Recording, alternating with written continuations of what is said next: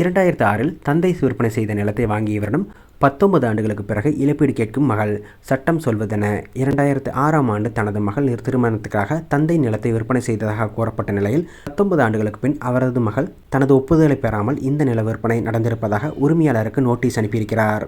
பெங்களூருவைச் சேர்ந்த ஒருவர் 2006ஆம் ஆண்டு பெங்களூருவில் உள்ள அவரது நிலத்தை வேறு ஒருவருக்கு விற்பனை செய்துள்ளார். நிலத்தை வாங்கிய நபரும் 19 ஆண்டுகளாக நகராட்சி வரி, சொத்து வரி போன்ற வரிகளை செலுத்தி வந்திருக்கிறார். இந்த நிலையில் 19 ஆண்டுகள் கழித்து நிலத்தை விற்பனை செய்த நபரின் மகள் தனக்கு வக்கீல் நோட்டீஸ் அனுப்பி இருப்பதாக நிலத்தை வாங்கிய நபர் ரெடிட் தளத்தில் கூறியுள்ளார்.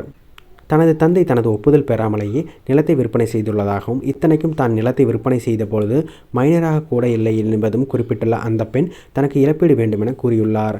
நிலத்தை விற்பனை செய்த நபர் தனது மகளின் திருமணத்திற்காகவே நிலத்தை விற்பனை செய்ததாக தன்னிடம் கூறியதாக நிலத்தை வாங்கியவர் கூறியிருக்கிறார். மேலும் நிலத்தை விற்பனை செய்த நபரின் மகன் தன்னை சில மாதங்களுக்கு முன்பு தொடர்பு கொண்டு, இது குடும்ப பிரச்சனை தான், இதை நாங்களே தீர்த்து வைத்துக் கொள்கிறோம், நீங்கள் கவலைப்பட வேண்டாம் என கூறியிருக்கிறார். ஆனால் ஒரு சில மாதங்களுக்கு பிறகு மீண்டும் என்னை தொடர்பு கொண்டு அவர் சட்ட நடவடிக்கை மேற்கொள்ள இருப்பதாகவும், எனவே உரிய வழக்கறிஞரை நியமித்துக் கொள்ளுங்கள் எனவும் கூறியதாக தெரிவித்துள்ளார்.